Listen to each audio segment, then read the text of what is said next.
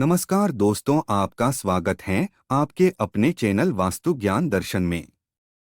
ऐसी महिलाओं को नवरात्रि का व्रत कभी नहीं रखना चाहिए। माता रानी ऐसी महिला से कभी खुश नहीं होती और घर में हमेशा दरिद्रता का माहौल बना रहता है और इसका असर पूरे परिवार पर बना रहता है। इसीलिए आप जान लीजिए, अगर आपने गलती से भी नवरात्रि का व्रत रख लिया है तो आपका व्रत खंडित हो जाएगा और आपको घोर पाप लगेगा। जाने कहीं आप भी इन 7 महिलाओं में से तो नहीं।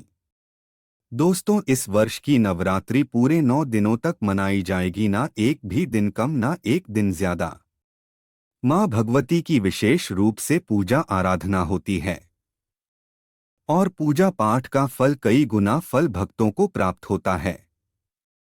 दोस्तों, इस बार के नवरात्रि बहुत ही शुभ और मंगलकारी मानी जा रही हैं। लेकिन क्या आप जानते हैं, कुछ ऐसी महिलाएं भी हैं जो इस व्रत को ना रखें तो अच्छा है, नहीं तो आपको माता रानी के क्रोध का सामना करना पड़ सकता है और आपके साथ कुछ बुरा हो सकता है। आपका पति किसी संकट में आ सकता है। इससे पहले अगर चैनल को सब्सक्राइब नहीं किया हो तो चैनल को सब्सक्राइब कर लीजिए। तो चलिए जानते हैं वे कौन सी महिलाएं हैं। नंबर 1, शास्त्रों के अनुसार अगर आप किसी भी व्रत को दिखावे के तौर पर करते हैं तो यह घोर पाप माना जाता है।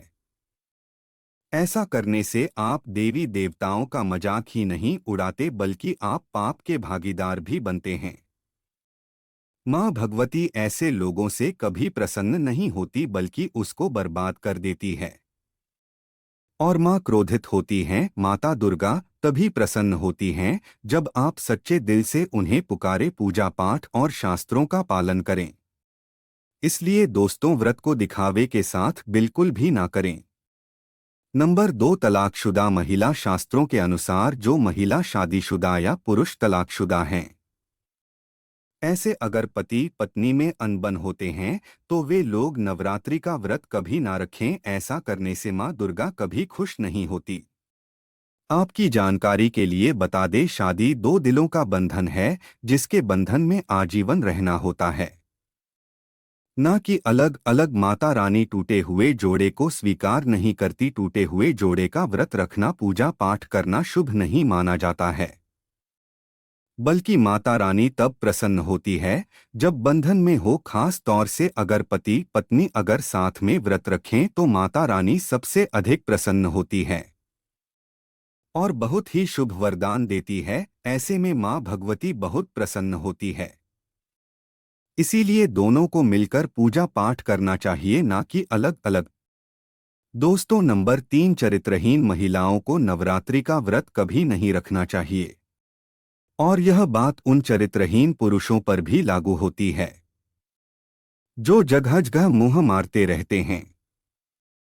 जब शरीर की पवित्रता व्यक्ति की खत्म हो जाती है तब वह मैल ही नहीं बल्कि पापी भी कहलाता है। इसीलिए आपकी पूजा कभी सफल नहीं हो सकती। यह व्रत आप कभी ना रखें।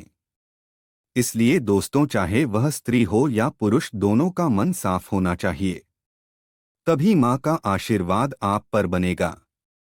नंबर 4, अगर आपको बार बार गाली देने की आदत है तो आप जितनी जल्दी हो सके इस आदत को छोड़ दें। अगर माता रानी को प्रसन्न करना है तो घर में लड़ाई झगड़ा छोड़ दें, क्योंकि जिस घर में लड़ाई झगड़ा होता है उस घर में माता रानी कभी नहीं आती हैं। और व्रत में पूजा पाठ करना है और व्रत में पूजा पाठ करना है तो जुबान से अधिक मीठे बोली ही बोले, ज्यादा कड़वे बोली माता सरस्वती का अपमान होता और आप पाप के भागीदार बन जाते हैं।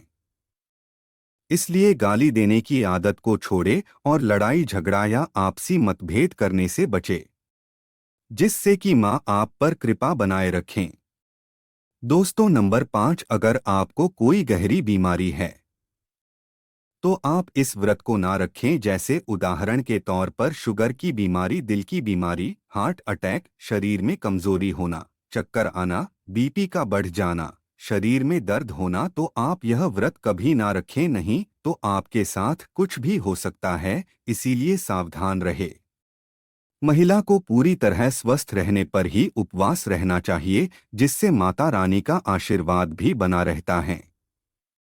नंबर 6, मासिक धर्म में भूलकर भी व्रत नहीं रखें, क्योंकि मासिक धर्म में जो आपके वस्त्र होते हैं वह मैले हो जाते, इसलिए पूजा पाठ नहीं करना चाहिए।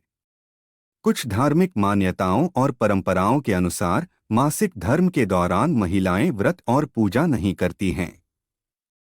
इस दौरान महिलाओं को शारीरिक और मानसिक आराम की आवश्यकता होती है। मां दुर्गा के पूजन में विधि विधान और कड़े अनुशासन का पालन अनिवार्य होता है। नंबर 7, जो महिलाएं अपने पति का अपमान करती वे व्रत ना ही रखें तो अच्छा है, क्योंकि ऐसी महिलाएं का पूजा मां दुर्गा कभी स्वीकार नहीं करती, बल्कि घोर पाप लगता है। महिला अगर पति का अपमान नहीं करती और व्रत का पालन करती हैं तो मां प्रसन्न होती है। दोस्तों, हम आपको बता दें कि नवरात्रि का व्रत रखने का उद्देश्य शारीरिक और मानसिक शुद्धिकरण है, लेकिन हर व्यक्ति की शारीरिक क्षमता और स्वास्थ्य स्थिति अलग होती है। इसलिए व्रत रखने से पहले अपनी शारीरिक स्थिति का आकलन करना और अगर जरूरत हो तो डॉक्टर से परामर्श लेना आवश्यक है। आस्था और भक्ति महत्वपूर्ण हैं, लेकिन स्वस्थ रहना और अपने शरीर की देखभाल करना भी उतना ही जरूरी है। अगर आपको वीडियो पसंद आया हो तो चैनल को सब्सक्राइब जरूर करें। धन्यवाद।